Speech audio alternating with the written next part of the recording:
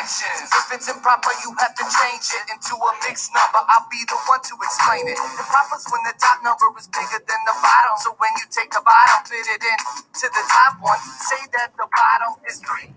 Hello and welcome to the Kearney Math Show. Thank you all for tuning in today. On today's episode of the Kearney Math Show, we are going to be featuring Unit 2, the rational number system, and mini lesson 1 in which we talk about fraction and decimal conversions. So before we get started, take a moment to write your name at the top of your paper, and this is entry number 1.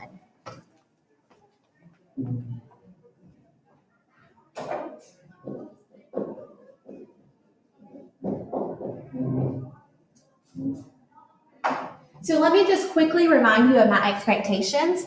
Ms. Kearney's expectations are, as you are watching this video, everything I write down, you are also writing down in your notes. And if at any point you have a question, you can always pause the video, go back and watch it again, or just simply make a little note that you have a question, and Ms. Kearney will be happy to answer any questions you have when you come to my group, okay? So before we get started, take a minute and read those learning targets. See, what is our goal by the end of today? What should we be able to do? So by the end of today, I want you guys to be able to tell me what is a rational number and how to convert from fractions to decimals and back from a decimal back to a fraction. So before we get started, let's just talk about that keyword rational number. What is a rational number? So our first key idea is, what is a rational number? A rational number is a number that can be written as a fraction where the denominator is not equal to 0. Okay?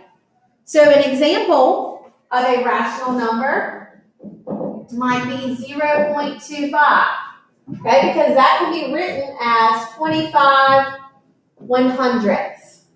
Okay, another rational number might simply be 3, because 3 can be written as a fraction where the denominator is not 0. So a rational number is any number that can be expressed as a fraction. So let's just talk about some other kinds of rational numbers. So we already said one example of a rational number would be a fraction. But a fraction is not the only form of a rational number. A rational number can also come in the form of a decimal. So a rational number can either be a fraction or a decimal, but it has to be a specific type of decimal. There are 2 types of decimals that a rational number can be. One type is a terminating decimal. So when you hear the word terminating, I want you to think of, what is that root word that you hear when I say terminating? Do you hear the word terminate? What does it mean to terminate? To stop something.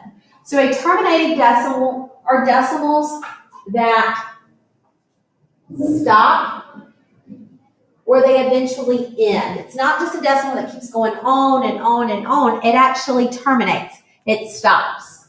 Okay? So an example of a terminating decimal might be 0.75. Okay? Because it stops. 0.75 terminates. Another type of decimal that can be known as a rational number is a decimal that is repeating. So what do you hear when I say the word repeating decimal? Do you hear repeat? So what do you think that is? Yeah, it's a decimal that repeats. And it has a pattern that repeats. There are decimals that have a pattern that repeats. For example, it might be 0.3, and it might just keep going 3, 3, 3, 3, 3, 3, 3. And how can I show that the 3 keeps going? Instead of keeping to write it over and over and over and over and over and over again, I can simply put a what? I can put a bar, okay? So, just to recap, a rational number is a number that can be written as a fraction or a decimal. But if it's written as a decimal, it needs to either be terminating, so it stops, or repeating, so it has a pattern that repeats. Okay, so let's talk about what we can do with these rational numbers. Sometimes they're given in the form of a fraction, and sometimes they're given in the form of a decimal. And sometimes we need to switch them up. Sometimes it's given as a fraction, but we really want to see it as a decimal. So we're going to talk about how to convert back and forth between a decimal and a fraction. Okay, so the first thing we're going to look at is how to go from a decimal to a fraction. So for example, let's consider 0.8. Let's do 0.8. Okay? And if I wanted to say 0.8 and I wanted to write it as a fraction, the first thing you're going to do is you're going to write the digits. So step one, we're going to write the digits after the decimal as the numerator. Okay, so if I look at my example up here, 0.8, the digit after the decimal is 8. So I'm going to write that as my numerator. Okay, step two, you are going to look at your decimal 0.8 and you can actually read it in proper form and say 8/10. And you're going to look in the place value. So you're going to use the place value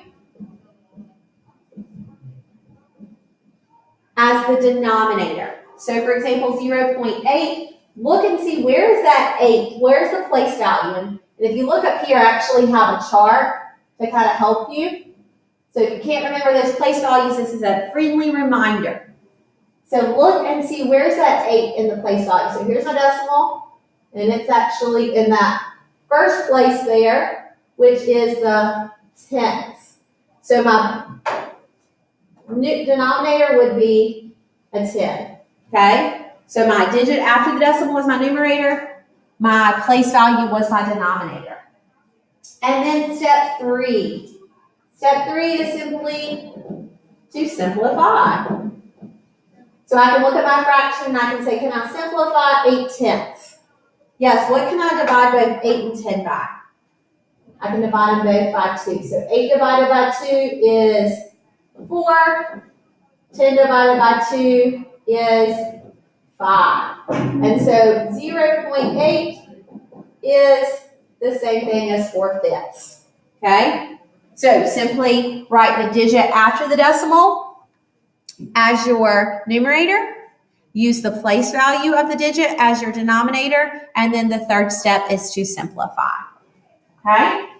And remember, we're going to do more practice when you come to the station. So right now, you're just simply writing the notes, and we're going to do more practice together. Okay? So let's go down, and let's say, what if I wanted to go the opposite direction? What if I wanted to go start with a fraction and write it as a decimal? Okay? So looking right here, going from a fraction to a decimal. Okay? So let's look at my first example here, which is 4/5. Okay, we're now going back the opposite direction. And that's actually pretty funny because that's the one we just looked at. Okay, so to go the opposite direction and write it as a decimal, you're going to convert from a fraction to a decimal, you're going to divide the numerator. Can someone remind me which number is the numerator? It's the top, okay? So divide the numerator by the denominator. So remind me, which one is the denominator? It's that bottom number. So we're going to divide the top divided by the bottom. Okay? So just to show you, always put the top number inside, divided by the bottom. Okay? The numerator divided by the denominator. Okay? So if we did that, we look at 4/5. We're going to say 4 divided by 5. Okay? So if we divide, can 5 go into 4? No, it doesn't. So I'm going to put 0. And 5 times 0 is 0. We bring down the 4. And so now, next step, remember we're going to add a decimal and a 0 take my decimal, shoot it through the roof, and bring down my 0. Can now 5 go into 40? Yeah, how many times? 5 times what gives you 40? 5 times 8. Okay, so 5 times 8 is 40, and I have 0 remainder. So 4/5 as a decimal is 0.8, which is actually the one we just looked at. Okay? So to go from a decimal to a fraction, we're writing the digit as the numerator, use the place value as the denominator, and then simplify. And to go the opposite direction, starting with a fraction, you're going to divide the numerator divided by the denominator. Okay, so when you read that 4/5, that's 4 divided by 5. So the 4 goes in the house. Okay? So now, just want to quickly take a minute to take you back to 6th grade. I know you guys have already kind of done this, but I just want to remind you, because sometimes, it's been a long time since we've looked at fractions and mixed numbers. Let's talk about how to go from a mixed number to an improper fraction and vice versa. Okay? So if I look at the number 4 3/5, take a minute. Does anyone remember how to go from a mixed number to an improper fraction? And if you do, take a moment and see if you can figure out what it would be. Okay, go from a mixed number to an improper fraction. You're going to take the denominator, multiply by the whole number, so 5 times 4, which is 20, and then you're going to add that to your numerator. So 5 times 4 is 20, 20 plus 3 is 23. That's my numerator, and then we're going to keep the denominator the same.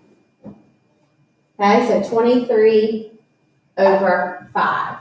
Okay, and we can always check to see if that's correct. You can go back the opposite direction. So if we wanted to take this and go back to a mixed number, remember the numerator divided by the denominator. So 23 divided by 5. How many times does 5 go into? It doesn't go into 2, so go to the next. Go over a place value. How many times does 5 go into 23? 4 times. So 5 times 4 is 20. 23 minus 20 is 3, so my remainder is 3. And I can put that over my denominator. So we see that it checked out. Okay? So, let's make sure we got everything we needed to. Our goal for today was to go to define a rational number. Can we do that? What do we say a rational number was? A rational number is a number that can be written as a fraction or a decimal. Okay, so we can check that off our learning target. Our next one was to be able to go from a decimal to a fraction. So we said to go from a decimal to a fraction, we write the digits after the decimal as the numerator and the place value as the denominator, and then simplify. Okay, so we got that. Check. Step 3, we wanted to be able to go from a fraction to a decimal, to do a fraction to a decimal. How did we do that? We divided the numerator divided by the denominator. And then so we can check that off. And then we just talked about how to go from a mixed number to an improper fraction and back. Okay? So we have taken all the notes we need to take for now. So all you need to do is, if you have any questions, take a moment. If you need to go back and rewatch the video, or just simply write down your questions, and we will be happy to answer them when you come to our station. Okay, so you don't have to do any more practice. You can wait for us, and we will practice this together. All right, good job, guys. Make me proud. Peace out, Rainbow Trout. Love you, mean it.